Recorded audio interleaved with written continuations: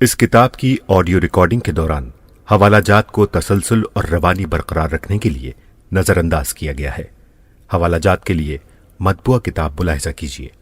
یہ کتاب readmaududi.com پر PDF کی صورت میں بھی دستیاب ہے۔ یہ کتاب جماعت اسلامی کراچی کے شعبہ سوشل میڈیا نے دعوتی مقصد کے لیے ریکارڈ کی ہے۔ سید مودودی کی دیگر کتب کے لیے ہماری ویب سائٹ readmaududi.com ملاحظہ کیجیے۔ باب نہم، امام ابو یوسف رحمۃ اللہ علیہ اور ان کا کام۔ امام ابو حنیفہ کی زندگی میں ان کے سیاسی مسلک اور حکومت کے ساتھ ان کے ترک تعاون کی وجہ سے سلطنت عباسیہ اور حنفی مدرسہ فکر کے تعلقات نہایت کشیدہ ہو چکے تھے، اور یہ اثر بعد میں بھی اچھی خاصی مدت تک باقی رہا۔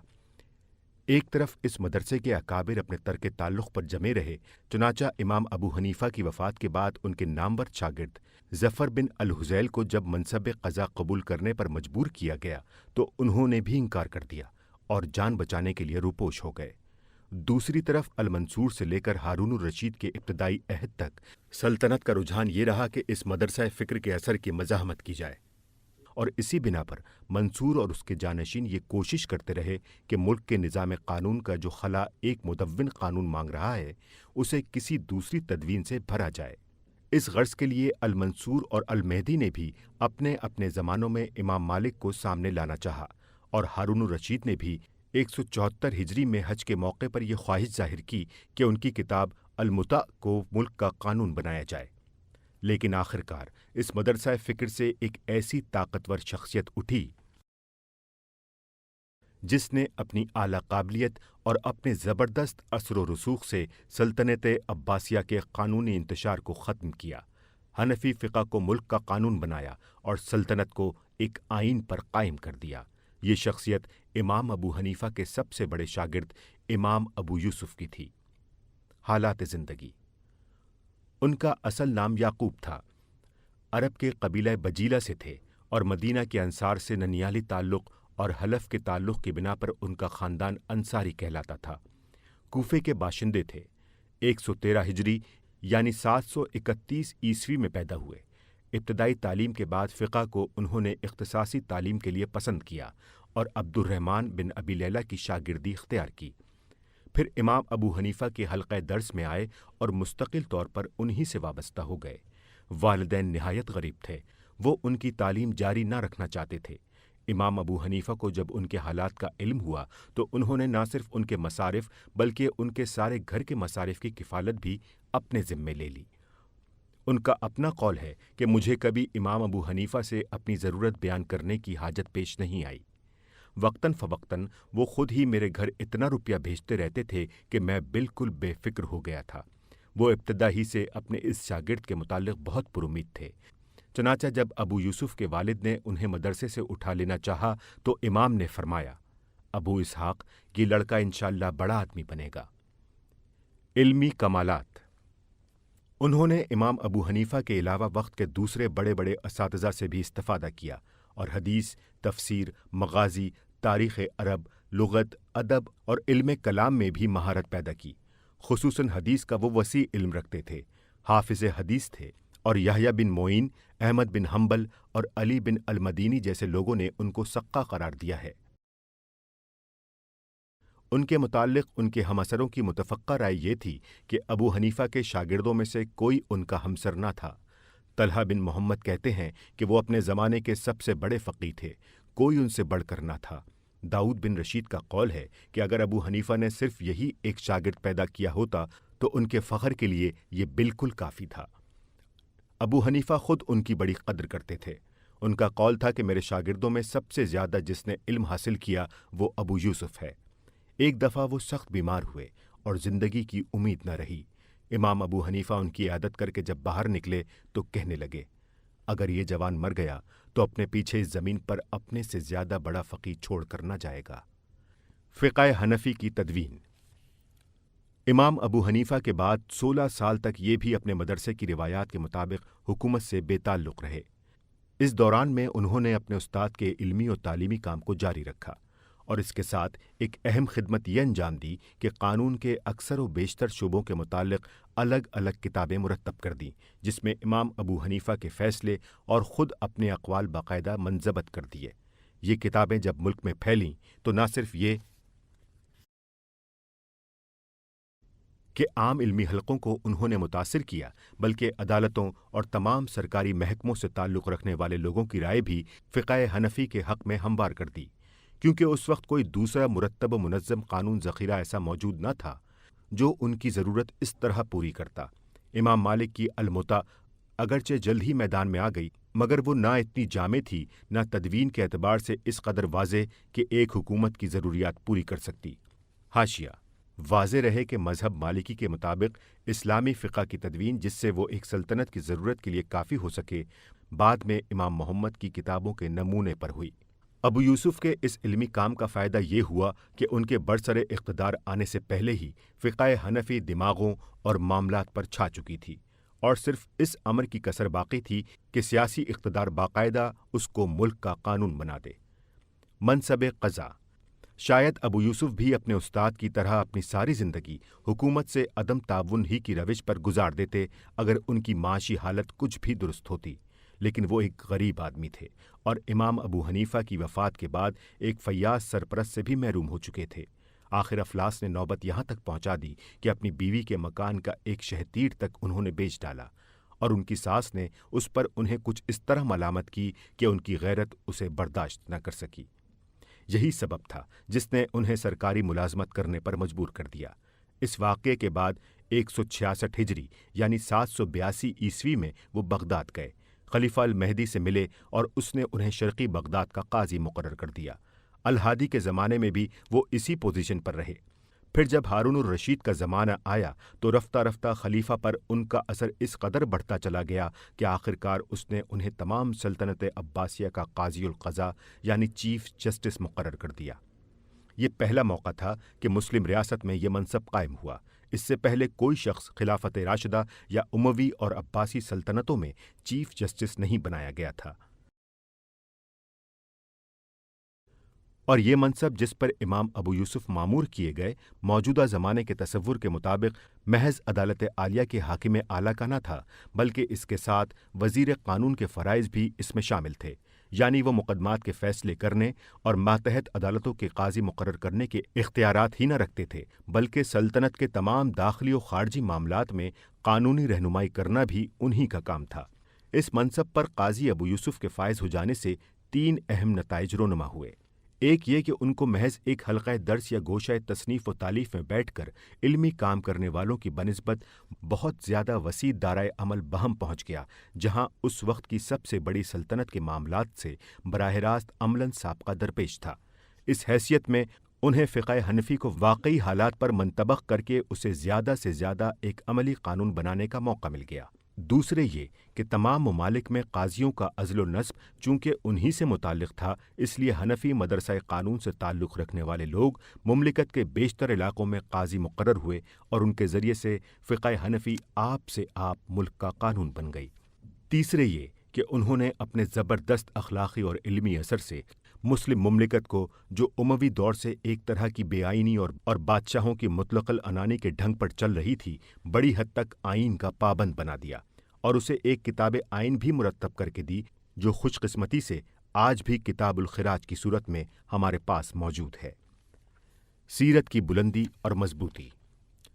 لیکن قبل اس سے کہ ہم اس آئینی کتاب پر گفتگو کریں، ایک عام غلط فہمی کو رفع کر دینا ضروری ہے۔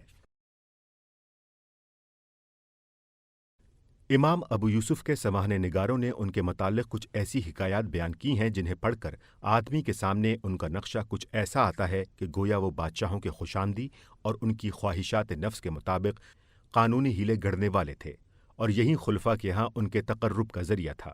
حالانکہ ایک معمولی عقل کا آدمی بھی یہ سمجھ سکتا ہے کہ جو شخص خوشامد کے ذریعے سے بادشاہوں کا تقرب حاصل کرے اور ان کی خواہشات کے مطابق شرعی مسائل میں قطر بیونت کرتا رہے، وہ مقرب چاہے کتنا ہی ہو جائے، بادشاہوں پر اس کا اخلاقی اثر کبھی نہیں ہو سکتا۔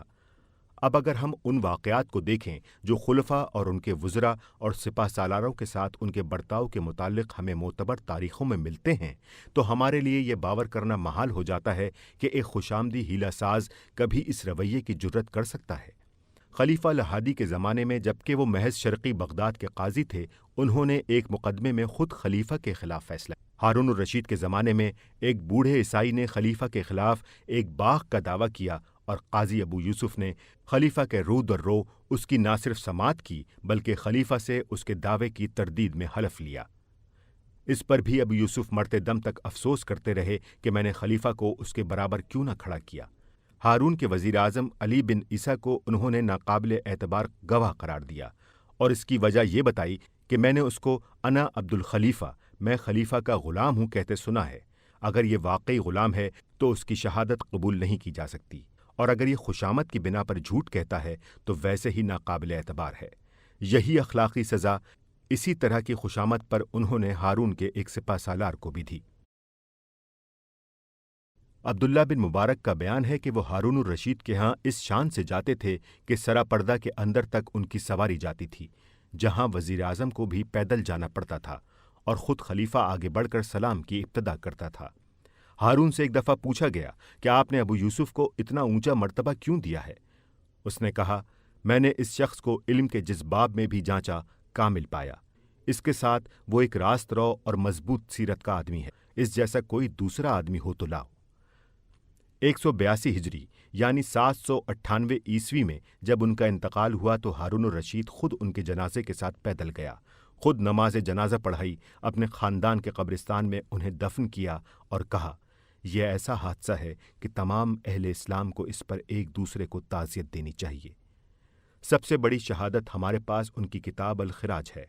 اس کے دیباچے ہی کو دیکھ کر آدمی جان سکتا ہے کہ ایک خوشامدی کسی بادشاہ کو مخاطب کر کے یہ باتیں نہیں لکھ سکتا۔ کتاب الخراج۔ قاضی ابو یوسف کو ہارون الرشید کی ذات میں ایک ایسا خلیفہ ملا تھا جو متضاد صفات کا مجموعہ تھا۔ وہ بیک وقت ایک تند مزاج سپاہی بھی تھا، ایک عیش پسند بادشاہ بھی، اور ایک خدا ترس دیندار بھی۔ ابو الفرج الاصفہانی اس کی صفت ایک فقرے میں بیان کرتا ہے کہ وہ وعظ و نصیحت کے موقع پر سب سے زیادہ رونے والا اور غیظ و غضب کے وقت سب سے بڑھ کر ظلم و ستم ڈھانے والا تھا۔ امام ابو یوسف نے اپنے کمال فراست اور تدبر سے اس کے کمزور پہلوؤں کو چھیڑے بغیر اس کی فطرت کے دینی پہلو کو اپنے علمی و اخلاقی اثر سے متاثر کرنا شروع کیا، یہاں تک کہ ایک وقت ایسا آیا جب اس نے خود انہیں اس کام پر مامور کیا کہ وہ سلطنت کے لیے ایک کتاب آئین مرتب کر دیں تاکہ آئندہ اسی کے مطابق ملک کا انتظام کیا جائے۔ یہی کتاب الخراج کا سبب تالیف تھا، جیسا کہ امام موصوف نے اس کے دیباچے میں بیان کیا ہے۔ امیر المومنین نے مجھ سے یہ چاہا ہے کہ میں ان کے لیے ایک جامع کتاب تیار کروں جس کے مطابق خراج، عشور، صدقات اور جزیوں کی تحصیل میں دوسرے ان معاملات میں عمل کیا جائے جن کے انتظام و انصرام کی ذمہ داری ان پر ہے۔ انہوں نے کچھ امور کے متعلق سوالات بھی مجھ سے کیے ہیں جن کا وہ تفصیلی جواب چاہتے ہیں تاکہ آئندہ ان امور میں اس پر عمل درآمد ہو۔ کتاب میں جگہ جگہ انہوں نے ہارون الرشید کے بھیجے ہوئے ان سوالات کے جو حوالے دیے ہیں ان کو دیکھنے سے گمان ہوتا ہے کہ غالباً یہ ایک سوال نامہ تھا جو حکومت کے سیکریٹریٹ کی طرف سے اہم دستوری، قانونی، انتظامی اور بین الاقوامی مسائل کے بارے میں مرتب کیا گیا تھا تاکہ وزارت قانون سے اس کا واضح جواب حاصل کر کے مملکت کا ایک مستقل ضابطہ بنا دیا جائے۔ کتاب کے نام سے بظاہر یہ دھوکہ ہوتا ہے کہ صرف خراج یعنی ریونیو ہی اس کا موضوع ہے، لیکن دراصل وہ مملکت کے قریب قریب تمام معاملات سے بحث کرتی ہے۔ اب ہم اس کی دوسری تفصیلات کو چھوڑ کر صرف اس پہلو سے اس کے مضامین کا جائزہ لیں گے کہ وہ مملکت کا اصولی تصور و نظام کیا پیش کرتی ہے۔ خلافت راشدہ کی طرف رجوع۔ سب سے پہلی چیز جو پوری کتاب کو بغور پڑھنے سے نمایاں طور پر آدمی کے سامنے آتی ہے وہ یہ ہے کہ امام ابو یوسف خلیفہ کو بنی امیہ و بنی عباس کی قیصری و کسروی روایات سے ہٹا کر ہر پہلو سے خلافت راشدہ کی روایات کی اتباع کی طرف لے جانا چاہتے ہیں۔ انہوں نے اگرچہ کہیں یہ نہیں کہا ہے کہ وہ اپنی پیش روؤں کی روایات چھوڑ دیں، لیکن کسی جگہ انہوں نے بھولے سے بھی بنی امیہ تو درکنار خود ہارون الرشید کے باپ دادا کے طرز عمل اور فیصلوں کو بھی نظیر کی حیثیت سے پیش نہیں کیا ہے۔ ہر معاملے میں وہ یا تو قرآن و سنت سے استدلال کرتے ہیں یا پھر نظائر لاتے ہیں تو ابو بکر و عمر اور عثمان و علی کے دور حکومت سے، اور بعد کے خلفاء میں سے اگر کسی کے اعمال کو انہوں نے نظیر بنایا ہے تو وہ المنصور یا المہدی نہیں بلکہ بنی امیہ کے خلیفہ عمر بن عبدالعزیز ہیں۔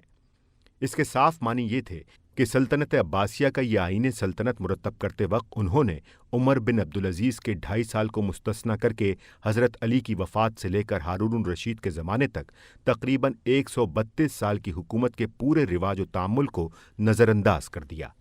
یہ کام اگر کسی حق و فقیہ نے محض واعظ و نصیحت کے طور پر بالکل غیر سرکاری حیثیت میں کیا ہوتا تو اس کی کوئی خاص اہمیت نہ تھی، لیکن یہ دیکھتے ہوئے اس کی بہت بڑی اہمیت ہو جاتی ہے کہ اسے ایک چیف جسٹس اور وزیر قانون نے اپنی پوری سرکاری حیثیت میں خلیفہ وقت کی سپرد کردہ ایک خدمت انجام دیتے ہوئے کیا ہے۔ نمبر 1، حکومت کا تصور۔ کتاب کے آغاز میں ہی وہ خلیفہ کے سامنے حکومت کا جو تصور پیش کرتے ہیں وہ ان کے اپنے الفاظ میں یہ ہے: اے امیر المومنین، اللہ تعالیٰ نے جو حمد و ثنا کا ایک ہی مستحق ہے، آپ پر ایک بڑے بھاری کام کا بار ڈالا ہے۔ اس کا ثواب سب سے بڑا اور اس کی سزا سب سے زیادہ سخت ہے۔ اس نے اس امت کی سربراہی آپ کے سپرد کی ہے اور آپ شب روز ایک خلق کثیر کے لیے تعمیر کرتے ہیں۔ اس نے آپ کو ان کا رائی بنایا ہے اور ان کی امامت آپ کے حوالے کی ہے۔ ان کے ذریعے سے آپ کو آزمائش میں ڈالا ہے اور ان کے معاملات چلانے کی ذمہ داری آپ کو سونپ دی ہے۔ جو تعمیر خوف خدا کے سوا کسی اور چیز پر کی جائے وہ کچھ دیر نہیں ٹھہرتی کہ اللہ اسے جڑ سے اکھاڑ کر اسی پر گرا دیتا ہے، اور جو اس کا بنانے والا اور اس تعمیر میں اس کی مدد کرنے والا ہو، رائیوں کو اپنے رب کے سامنے اسی طرح حساب دینا ہے جس طرح دنیا میں کوئی چرواہا گلے کے مالک کو حساب دیتا ہے۔ ٹیڑھی راہ نہ چلیے کہ آپ کا گلہ ٹیڑھا چلنے لگے۔ تمام لوگوں کو خدا کے قانون میں یکساں رکھیے، خواہ آپ سے قریب ہوں یا دور۔ کل خدا کے حضور آپ اس طرح نہ حاضر ہوں کہ آپ زیادتیاں کرنے والوں میں سے ہوں، کیونکہ یوم الدین کا حاکم لوگوں کے فیصلے ان کے اعمال کی بنا پر کرے گا، نہ کہ مرتبوں کی بنا پر۔ اس سے ڈریے کہ آپ اپنے گلے کو ضائع کریں اور گلے کا مالک اس کا پورا پورا بدلہ آپ سے لے۔ اس کے بعد وہ پوری کتاب میں جگہ جگہ ہارون الرشید کو یہ احساس دلاتے ہیں کہ وہ ملک کا مالک نہیں بلکہ اصل مالک کا خلیفہ ہے۔ اگر وہ امام عادل بنے تو بہترین انجام دیکھے گا، اور امام ظالم بن کر رہے تو بدترین عذاب سے دوچار ہوگا۔ ایک جگہ وہ اسے حضرت عمر کا یہ قول سناتے ہیں کہ کوئی حق والا بھی دنیا میں اس مرتبے کو نہیں پہنچا ہے کہ خدا کی نافرمانی میں اس کی اطاعت کی جائے۔ نمبر 2، روح جمہوریت۔ وہ صرف خدا ہی کے سامنے نہیں بلکہ خلق کے سامنے بھی خلیفہ کے جواب دہ ہونے کا تصور پیش کرتے ہیں، اور اس کے لیے مختلف مقامات پر انہوں نے احادیث اور اقوال صحابہ نقل کی ہیں جن سے ثابت ہوتا ہے کہ مسلمانوں کو اپنے فرما روا اور حکام کے سامنے آزادانہ تنقید کا حق حاصل ہے، اور اس آزادی تنقید ہی میں قوم اور حکومت کی خیر ہے۔ امر بالمعروف اور نہی عن المنکر مسلمانوں کا حق بھی ہے اور فرض بھی۔ اس کا دروازہ بند ہو جانے کے معنی یہ ہیں کہ قوم آخرکار عذاب عام میں مبتلا ہو جائے۔ فرما روا میں اتنا تحمل ہونا چاہیے کہ وہ حق بات سنے، اس کے تند خو اور بے برداشت ہونے سے بڑھ کر ضرر رساں کوئی چیز نہیں۔ مسلمانوں کو یہ حق ہے کہ رعیت کے جو حقوق فرما رواں پر از روئے شرع عائد ہوتے ہیں اور عوام کے مال کی جو امانتیں اس کے سپرد ہیں ان پر اس سے محاسبہ کریں۔ نمبر 3، خلیفہ کے فرائض۔ انہوں نے خاص طور پر خلیفہ کے جو فرائض بیان کیے ہیں وہ یہ ہیں: حدود اللہ کو قائم کرنا، حقداروں کے حقوق ٹھیک ٹھیک تحقیق کر کے ان کو دلوانا، صالح حکمرانوں کے دستور العمل کو جسے ماضی کی ظالم حکومتوں نے ترک کر دیا تھا زندہ کرنا، ظلم کو روکنا اور عوام کی شکایات کو تحقیق کے بعد رفع کرنا، اللہ کے احکام کے مطابق لوگوں کو طاعت کا حکم دینا اور معصیت سے روکنا، خدا کے قانون کو اپنے اور غیر سب پر یکساں نافذ کرنا اور اس معاملے میں اس بات کی پرواہ نہ کرنا کہ اس کی زد کس پر پڑتی ہے، جائز طور پر لوگوں سے محاصل لینا اور جائز راستوں میں انہیں خرچ کرنا۔ نمبر 4، مسلم شہریوں کے فرائض۔ دوسری طرف وہ اپنے حکمرانوں کے معاملے میں مسلمانوں کے جو فرائض بتاتے ہیں وہ یہ ہیں: ان کی اطاعت کریں، نافرمانی نہ کریں، ان کے خلاف ہتھیار نہ اٹھائیں، ان کو برا بھلا نہ کہیں، ان کی سختیوں پر صبر کریں، ان کو دھوکہ نہ دیں، ان کے ساتھ سچے دل سے خیر خواہی برتیں، ان کو برائیوں سے روکنے کی کوشش کریں اور قبیح کاموں میں ان کی مدد نہ کریں۔ نمبر 5، بیت المال۔ بیت المال کو وہ بادشاہ کی ملکیت کے بجائے خدا اور خلق کی امانت قرار دیتے ہیں، اور خلیفہ کو متعدد مواقع پر حضرت عمر کے وہ اقوال سناتے ہیں جن میں انہوں نے کہا ہے کہ حکومت کے خزانے کی حیثیت خلیفہ کے لیے ایسی ہے جیسے ولی یتیم کے لیے یتیم کے مال کی حیثیت ہوتی ہے۔ اگر وہ غنی ہو تو اسے قرآن کی ہدایت کے مطابق مال یتیم میں سے کچھ نہ لینا چاہیے اور فی سبیل اللہ اس کی جائیداد کا انتظام کرنا چاہیے، اور اگر وہ حاجت مند ہو تو معروف طریقے سے اتنا حق الخدمت لینا چاہیے جسے ہر شخص جائز تسلیم کرے۔ وہ حضرت عمر کے اس طرز عمل کو بھی خلیفہ کے سامنے نمونے کے طور پر رکھتے ہیں کہ وہ بیت المال سے خرچ کرنے میں اس سے بھی زیادہ جزرسی برتتے تھے جتنی کوئی شخص اپنے مال سے خرچ کرنے میں برتتا ہے۔ اس سلسلے میں وہ اس واقعے کا ذکر کرتے ہیں کہ حضرت عمر نے کوفہ کے قاضی، امیر اور افسر مالگزاری مقرر کرتے ہوئے تینوں کے خاندان کی خوراک کے لیے روزانہ ایک بکری دینے کا حکم دیا، اور ساتھ ہی یہ بھی کہا کہ جس زمین سے روز ایک بکری افسروں کے لیے لی جائے وہ تو جلدی برباد ہو جائے گی۔ وہ خلیفہ سے یہ بھی کہتے ہیں کہ اپنے حکام کو سرکاری مال ذاتی استعمال میں لانے سے روک دے۔ نمبر 6، ضرب محاصل کے حصول۔ ٹیکس عائد کرنے کے بارے میں جو اصول وہ بیان کرتے ہیں وہ یہ ہیں: لوگوں کے صرف زائدہ ضرورت اموال پر ٹیکس عائد کیا جائے، ان کی رضامندی سے ان پر بار ڈالا جائے، کسی پر اس کی قوت برداشت سے زیادہ بار نہ ڈالا جائے، مالداروں سے لیا جائے اور غریب طبقوں پر خرچ کیا جائے۔ محاصل کی تشخیص اور ان کی شرح کی تعیین میں اس بات کا پورا خیال رکھا جائے کہ حکومت لوگوں کا خون نہ چوس لے، تحصیل میں ظالمانہ طریقوں سے کام نہ لیا جائے، ازروع قانون مقرر کیے ہوئے محاصل کے سوا کسی قسم کے ناجائز ٹیکس نہ حکومت لے اور نہ مالکان زمین یا اپنے عاملوں کو لینے دے۔ جو ذمی مسلمان ہو جائیں ان سے جزیہ نہ لیا جائے۔ اس سلسلے میں وہ خلفائے راشدین کے طرز عمل کو بطور نمونہ و نظیر پیش کرتے ہیں۔ مثلاً حضرت علی کا یہ واقعہ کہ انہوں نے اپنے عامل کو عوام کے سامنے ہدایات دیتے ہوئے تو یہ کہا کہ ان سے پورا خراج وصول کرنا اور ذرا رعایت نہ کرنا، مگر علیحدگی میں بلا کر اسے سخت ہدایت کی کہ خبردار کسی کو مار پیٹ کر یا دھوپ میں کھڑا کر کے خراج وصول نہ کرنا، اور نہ ایسی سختی کرنا کہ وہ سرکاری واجبات ادا کرنے کے لیے اپنے کپڑے یا برتن یا جانور بیچ ڈالنے پر مجبور ہو۔ اور حضرت عمر کا یہ طریقہ کہ وہ اپنے افسران بندوبست پر جرح کر کے یہ اطمینان کر لیتے تھے کہ کاشتکاروں پر مالگزاری تشخیص کرنے میں ان کی کمر توڑ دینے سے اجتناب کیا گیا ہے، اور جب کسی علاقے کے محاصل آتے تو عوام کے نمائندوں کو بلا کر گواہیاں لی جاتی تھیں کہ کسی مسلمان یا ذمی مزارے پر ظلم ڈھا کر تحصیل نہیں کی گئی ہے۔ نمبر 7، غیر مسلم رعایا کے حقوق۔ اسلامی ریاست کی غیر مسلم رعایا کے بارے میں امام ابو یوسف حضرت عمر کے حوالے سے 3 اصول بار بار اس کتاب میں نقل کرتے ہیں۔ نمبر 1، جو عہد بھی ان سے کیا گیا ہو اسے پورا کیا جائے۔ مملکت کے دفاع کی ذمہ داری ان پر نہیں بلکہ مسلمانوں پر ہے۔ اور نمبر 3، ان کی طاقت سے زیادہ ان پر جزیہ اور مال گزاری کا بوجھ نہ ڈالا جائے۔ پھر وہ بتاتے ہیں کہ مسکین، اندھے، بوڑھے، راہب، عبادت گاہوں کے کارکن، عورتیں اور بچے جزیہ سے مستثنیٰ ہیں۔ ذمیوں کے اموال اور مواشی پر کوئی زکوٰۃ نہیں۔ ذمیوں سے جزیہ وصول کرنے میں مار پیٹ اور جسمانی ایذا سے کام لینا جائز نہیں۔ عدم ادائیگی کی پاداش میں زیادہ سے زیادہ صرف قید کیا جا سکتا ہے۔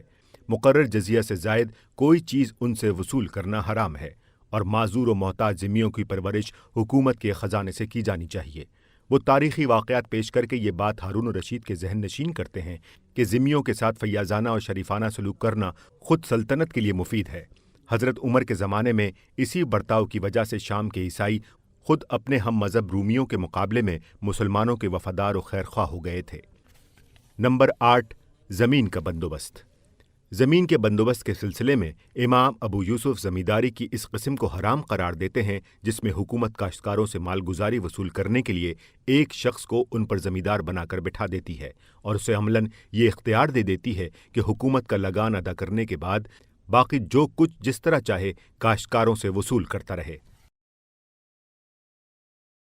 وہ کہتے ہیں کہ یہ رعیت پر سخت ظلم اور ملک کی بربادی کا موجب ہے، اور حکومت کو یہ طریقہ کبھی اختیار نہ کرنا چاہیے۔ اسی طرح وہ اس طریقے کو بھی قطعی حرام قرار دیتے ہیں کہ حکومت کسی کی زمین لے کر کسی کو جاگیر میں دے دے۔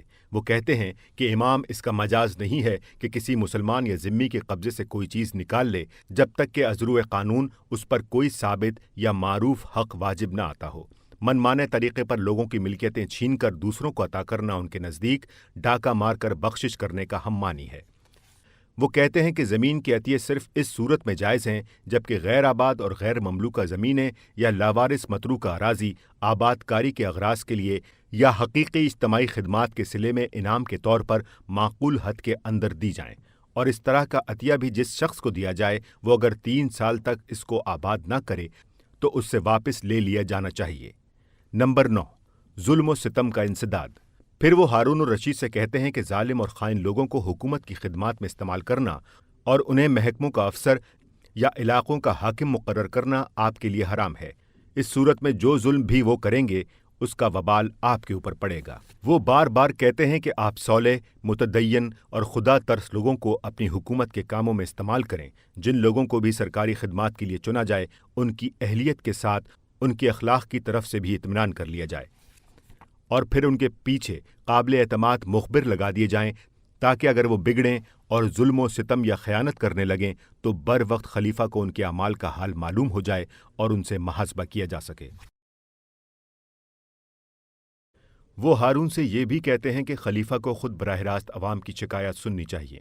اگر وہ مہینے میں 1 دن بھی اجلاس عام کرے جس میں ہر مظلوم آ کر اپنی شکایت پیش کر سکے اور حکومت کے افسر جان لیں کہ خلیفہ تک براہ راست ان کے افعال کی اطلاعات پہنچ سکتی ہیں تو ظلم و ستم کا سدباب ہو جائے۔ نمبر 10، عدلیہ کے بارے میں وہ کہتے ہیں کہ اس کا فریضہ انصاف اور بے لاگ انصاف ہے۔ جو سزا کا مستحق ہو اسے سزا نہ دینا اور جو مستحق نہ ہو اسے سزا دینا دونوں یکساں حرام ہیں۔ شبہات میں سزا نہ دی جانی چاہیے۔ معاف کرنے میں غلطی کرنا سزا دینے میں غلطی کرنے سے بہتر ہے۔ انصاف کے معاملے میں ہر قسم کی مداخلت اور سفارش کا دروازہ بند ہونا چاہیے اور کسی شخص کے مرتبے یا حیثیت کا قطعاً لحاظ نہ ہونا چاہیے۔ نمبر 11، شخصی آزادی کا تحفظ۔ وہ یہ بھی کہتے ہیں کہ کسی شخص کو محض تہمت کی بنا پر قید نہیں کیا جا سکتا۔